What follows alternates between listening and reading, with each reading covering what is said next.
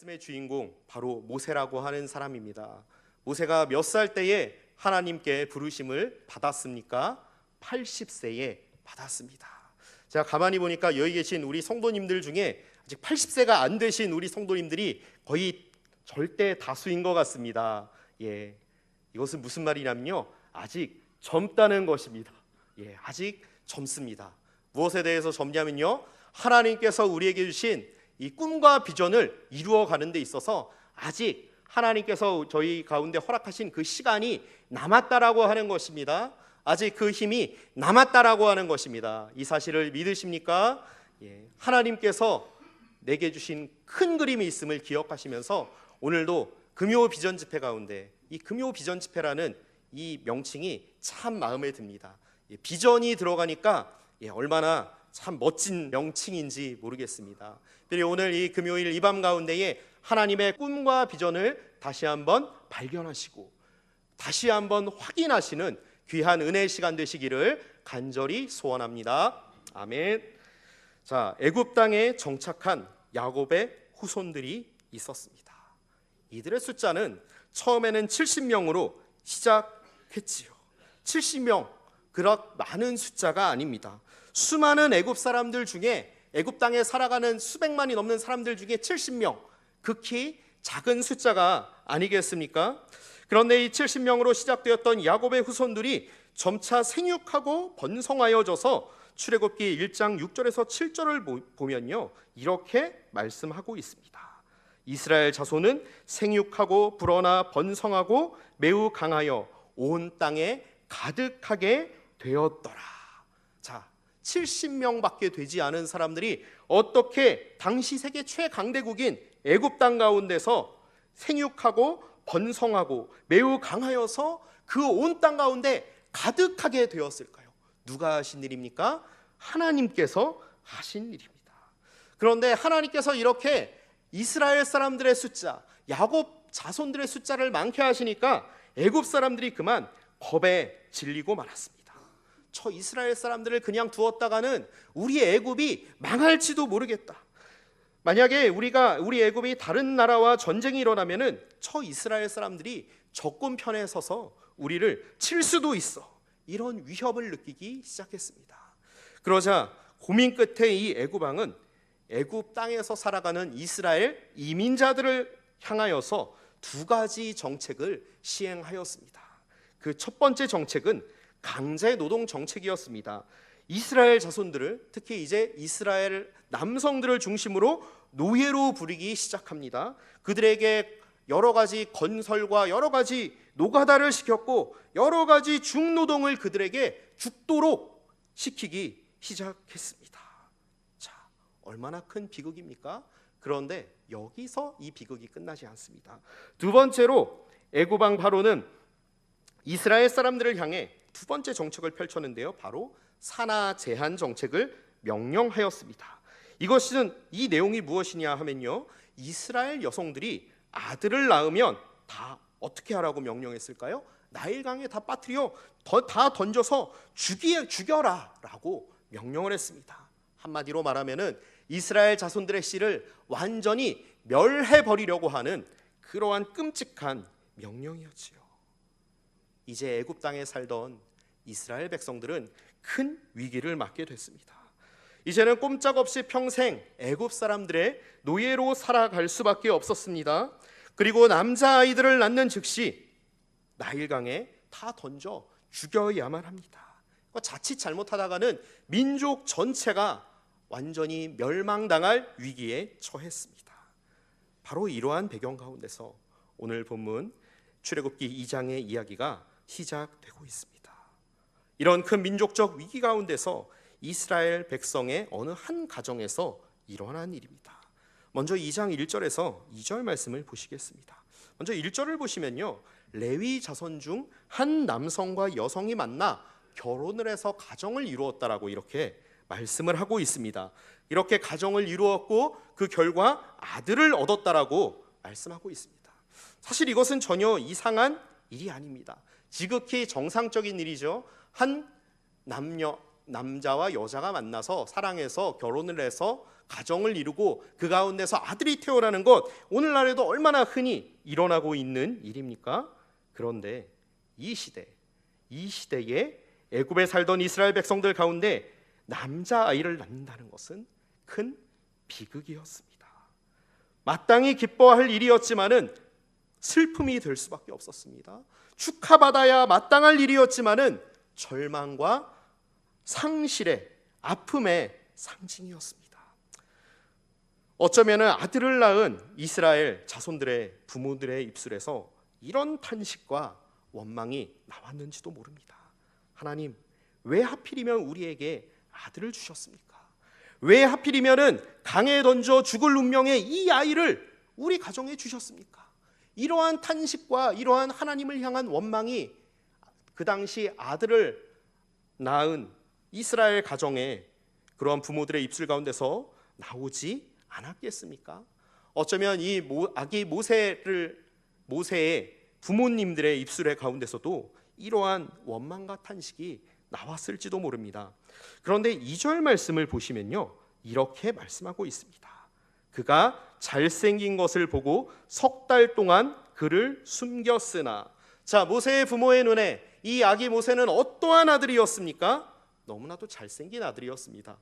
너무 당연한 말 아닙니까? 사실 어느 부모의 눈에 자녀가 잘생겨 보이지 않겠습니까?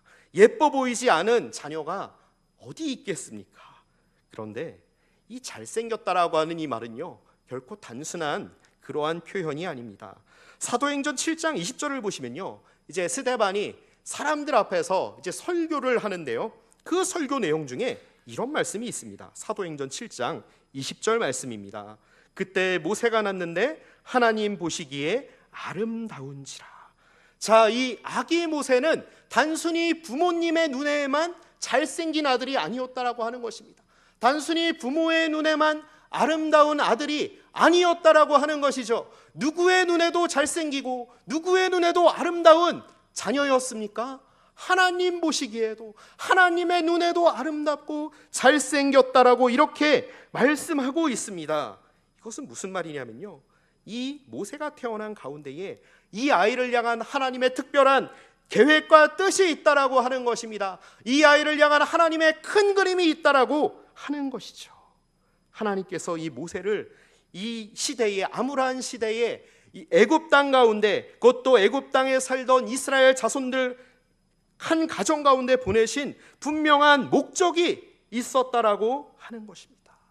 모세의 부모는 이 사실을 알았던 것입니다. 하나님께서 이 아이를 통해서 놀라운 계획을 가지고 계시는구나. 하나님께서 이 아이를 통해서 큰 그림을 펼쳐 가실 거야. 지금 모세의 부모는 누구의 눈으로 이 아이를 바라보고 있습니까? 하나님의 눈으로 바라보고 있다라는 사실입니다. 그래서 모세의 부모는 이스라엘 자손의 남자아이가 태어나면은 나일강에 다 던져 죽이라라고 하는 애굽 왕의 명령에도 불구하고 석 달 동안 몰래 숨어서 이 아이를 정성껏 키웠습니다. 그런데 시간이 지날수록 이 아이를 더는 숨길 수는 없었습니다. 자칫 사람들의 눈에 띄었다가는 이 아이가 죽게 됩니다.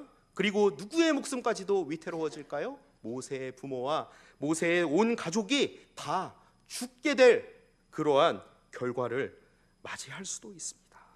자, 그러자 석 달이 지난 후에 이 아기의 부모가, 모세의 부모는 어떻게 행동을 했습니까? 우리 함께 오늘 본문 3절 말씀을 읽으시겠습니다. 더 숨길 수 없게 되매 그를 위하여 갈대 상자를 가져다가 역청과 나무진을 칠하고 갈대 사이에 두고. 자, 이제 더는 이 아기 모세를 숨기게 될 수 없었습니다. 그러자 이 모세의 부모는 이 아기를 어디에 담았습니까? 물이 새지 않도록 역청과 나무진을 칠한 갈대 상자에 담습니다. 그리고 이 아기가 담긴 그 갈대 상자를 나일강에 띄워 보냅니다. 자, 이 말씀을 보시면서 어떤 생각이 드십니까? 어떻게 부모가 돼가지고 저럴 수가 있어. 아무리 목숨이 위태롭다 하더라도 어떻게 부모가 돼서 저 아기를, 귀여운 아들을 강에 던져버릴 수가 있단 말인가. 참 나쁜 부모야, 이런 생각이 드실지도 모르겠습니다. 과연 그럴까요? 이 모세의 부모가 자기들이 살기 위해서 어쩔 수 없이 이 아기 모세를 나일강가에 갈대 상자에 담아서 보낸 것일까요? 자, 여기서 우리가 주목해야 할 단어가 있습니다. 바로 상자라고 하는 단어이지요. 이 상자와 동일한 히브리어 단어가 창세기 6장에서도 쓰이고 있습니다. 창세기 6장을 보시면 아주 성경에서 가장 유명한 배가 나옵니다. 어떤 배인지 혹시 아십니까? 바로 노아의 방주입니다. 바로 여기 쓰여진 갈대 상자의 이 상자와 노아의 방주와 동일한 단어가 사용되고 있다라고 하는 것이죠. 노아의 방주요. 여러분, 노아와 그의 가족들이 120년 동안 방주를 만들었을 때에 무엇으로 만들었습니까? 히브리서 11장 7절은 이렇게 말씀하고 있습니다. 믿음으로 노아는 아직 보이지 않는 일에 경고하심을 받아 경외함으로 방주를 준비하여 그 집을 구원하였으니, 바로 하나님을 바라보는 믿음으로 노아와 그의 가족들은 방주를 지었습니다. 하나님의 약속의 말씀을 붙잡았기 때문에, 그 말씀을 신뢰했기 때문에 많은 사람들의 조롱 가운데서도 비웃음 속에서도 이 노아와 그의 가족들은 구원의 방주를 끝까지 만들 수가 있었죠. 지금 이 모세의 부모도 갈대 상자를 만들고 있는데 그냥 만들고 있는 것이 아니라는 것입니다. 무엇을 가지고 만들고 있습니까? 하나님을 바라보는 믿음, 하나님을 향한 그 신뢰를 가지고 마치 노아가 방주를 만들었던 것처럼 그 심정으로, 그 믿음으로 지금 갈대 상자를 만들고 있다라고 하는 것입니다. 그리고 완성된 갈대 상자에 아기 모세를 담아서 나일강에 띄웁니다. 자, 사랑하는 아들을 담을 갈대 상자를 만들면서, 그리고 그 사랑하는 아들 모세가 담긴 갈대 상자를 나일강에 띄우면서 모세의 부모는 무엇을 했겠습니까?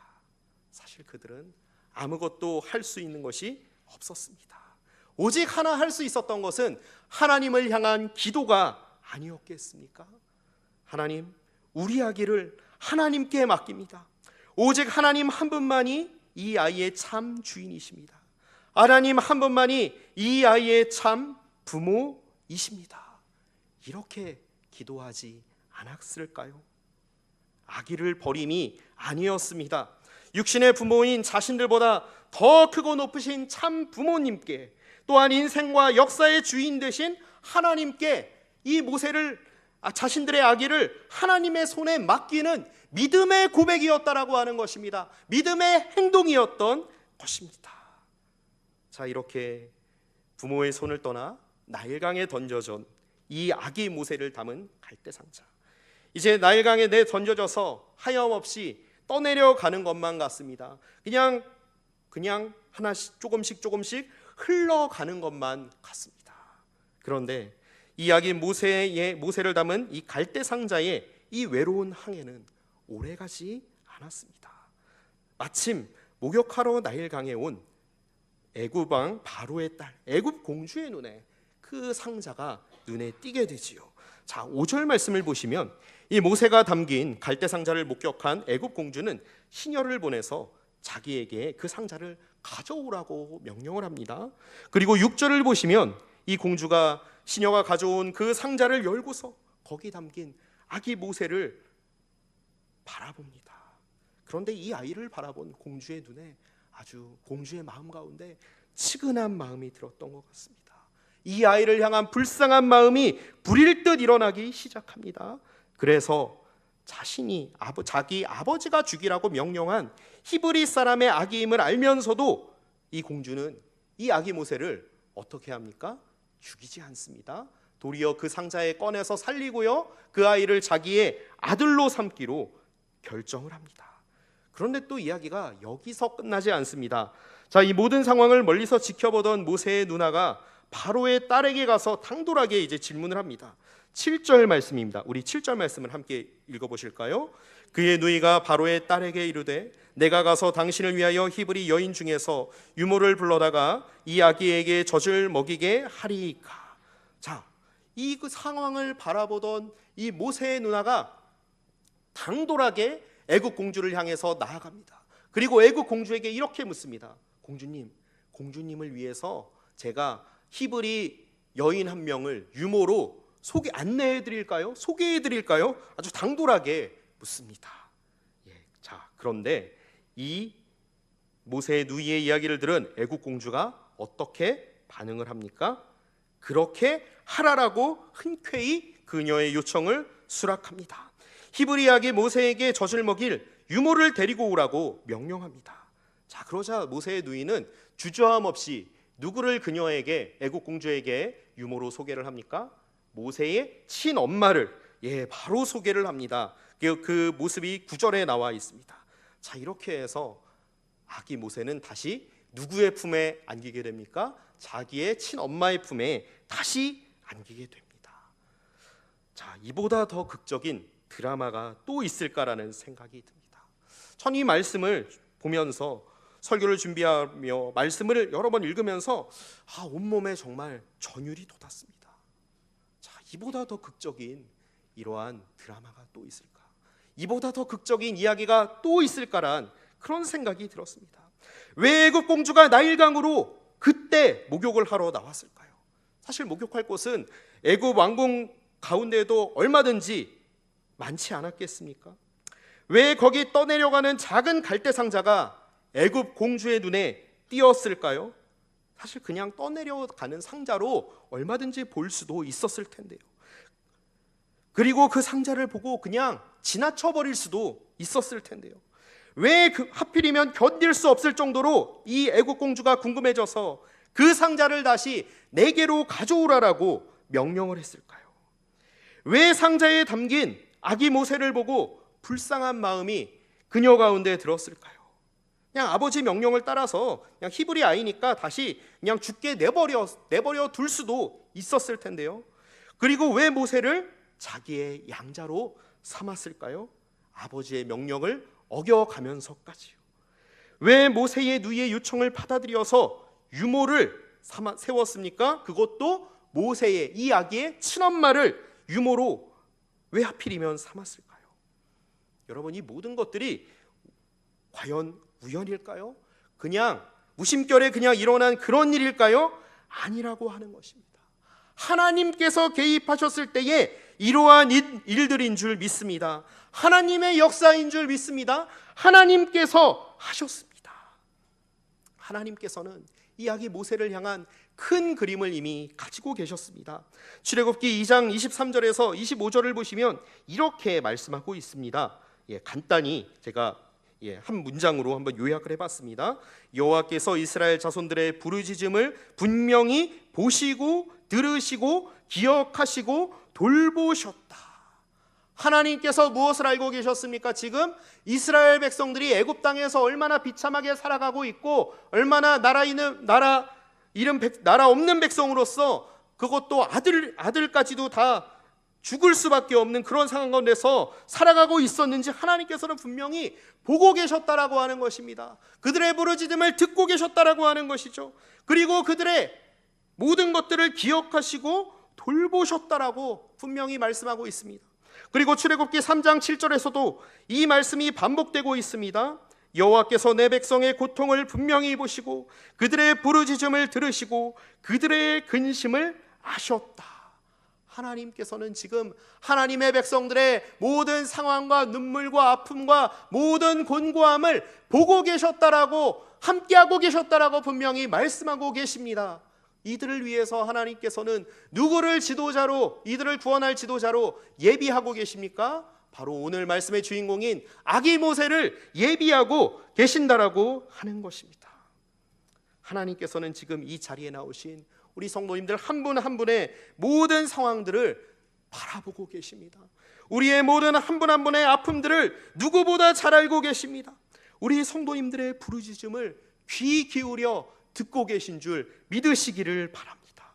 그리고 우리 성도님들의 고뇌와 상처와 피곤으로 가득 찬 삶의 자리, 하나님께서는 누구보다 잘 기억하고 계십니다. 그 하나님께서 우리 성도님들 한 분 한 분을 돌보시고 계시고요, 지금도 인도하고 계신 줄 믿습니다. 우리 성도님들을 향한 큰 그림을 지금도 그리고 계신다는 사실을 기억하시기를 원합니다. 앞으로 또한 앞으로도 우리의 삶 가운데 계속해서 떠나지 않으시고 머물러 계실 줄 믿습니다. 저와 우리 성도님들이 노아와 같이 그리고 모세의 부모처럼 하나님 한 분만을 바라보시는 신실한 믿음으로 나아갈 때에 우리 하나님께서 축복의 자리로 이끄실 줄 믿습니다.